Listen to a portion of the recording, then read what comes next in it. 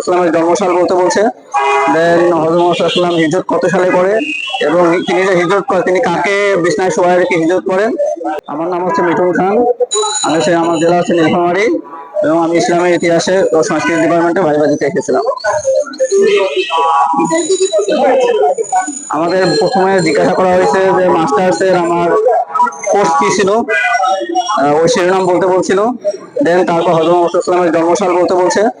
দেন হযরত মুহাম্মদ সাল্লাল্লাহু আলাইহি ওয়াসাল্লাম হিজরত কত সালে করে এবং তিনি যে হিজরত করেন তিনি কাকে বিছনায় শোয়ায় রেখে হিজরত করেন।